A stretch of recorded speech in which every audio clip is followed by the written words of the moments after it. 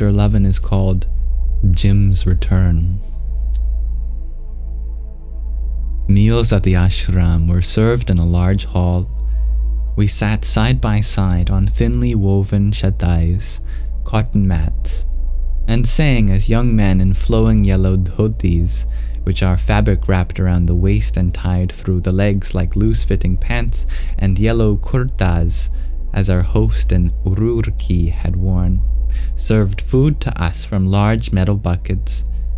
Meals were usually a potato and vegetable dish lightly seasoned with cumin, turmeric and salt, dal, lentils, typically yellow mung dal, and freshly rolled whole wheat chapatis. Meals had been a battle for me since I was a teenager, an internal war over what I should eat, what I would eat, what was good, and what was bad. Food was love, fullness, and my numbing drug of choice. Starving myself to gain some semblance of control in my life was my alternate drug of choice. Yet here I was, swaying left and right. Oh, I think my internet cut out for a second. I'll just wait until my connection returns. Om Namah Shakti Shivaya. Please let me know if my connection has returned so I can continue where it cut off. Back, okay. Food was love, fullness, and my numbing drug of choice.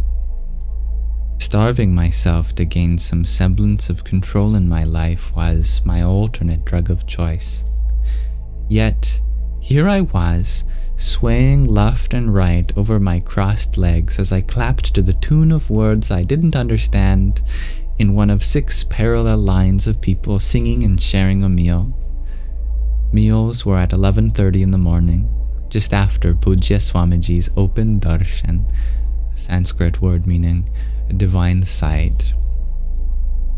At 6:30 in the evening, as well, just after the arti, the ritual involving the flame of a lamp. The bell rang once and then twice. If you missed it, you went hungry. From the moment the first scoop of potatoes simmering in cumin seeds was dropped onto my meal plate and a round chapati tossed down, 30 seconds later, I no longer obsessed over food. The waters of the Ganga that had washed over my feet and through my awareness had also, inexplicably yet irrefutably, washed away the notion that I could eat my biological father's love in a cheese sandwich. That somehow if I ate enough slices of toast with butter, I could fill the hole in my heart.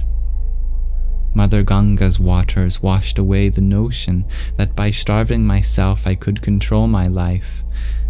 I no longer headed to the bathroom after a meal to regain, by vomiting up again, the control I had lost in eating. The cumin-cooked potatoes were a friend, not an enemy. Was this really me eating chapatis and potatoes so happily? Where had this new I come from? After dinner, about a week after my feet had been glued in place, I stood on the same central pathway, chatting with new friends in a mix of broken English and hand gestures in the after-dinner glow of absorbed nourishment, when I felt a hand on my shoulder.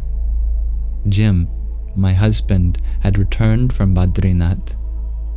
He had intended to stay 7 days, but had returned after 4 or 5. I smiled at him, gave him a quick hug, and introduced him to my new friends as we continued our conversation. "I need you to come with me to the hotel," he said. I bade my new friends good night and accompanied Jim up the ashram pathway.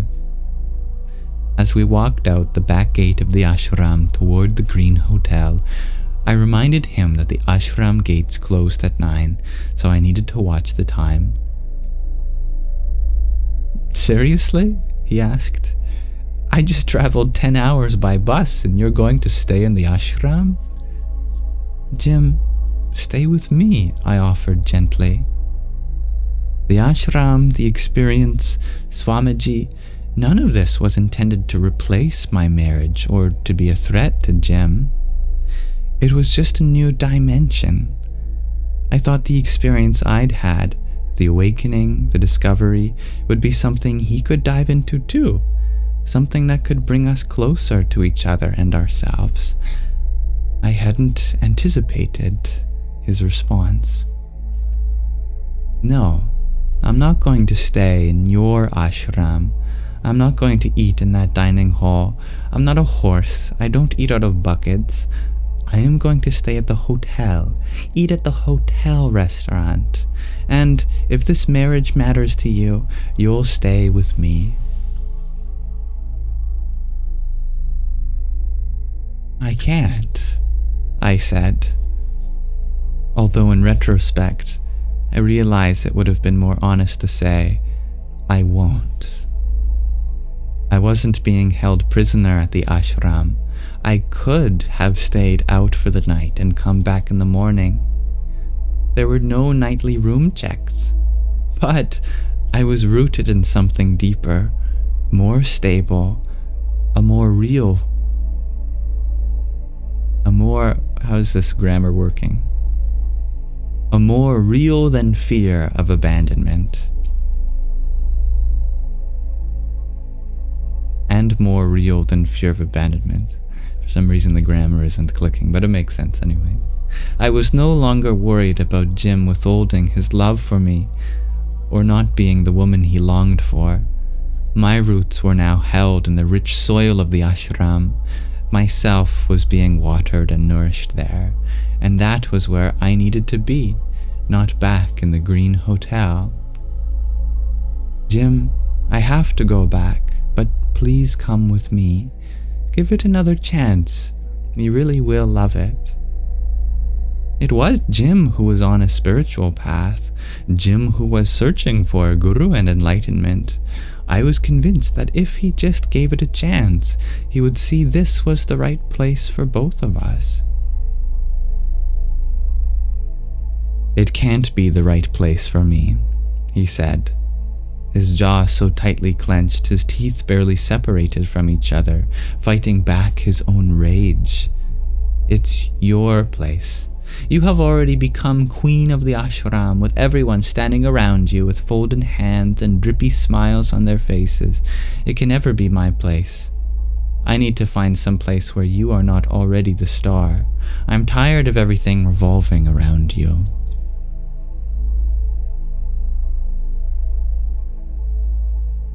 That was it. We sat in silence for many minutes while he ate dinner at the Green Hotel. When he spoke, he told me about the girl who sat on his lap for 10 straight hours, throwing up out the window of the bus the whole way to Badrinath. He told me about the flu and fever he had had, about what he'd gone through to get a bus back, not a word about what was happening to us. I have to go, I said quietly after dinner. It's almost 9. Are you sure you don't want to come? I'm sure, he replied casually, the earlier anger and sarcasm having dissipated. I'll see you tomorrow.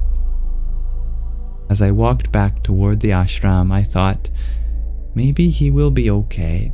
Maybe he'll come around and realize how amazing this place is. Maybe some of what is happening to me will happen to him.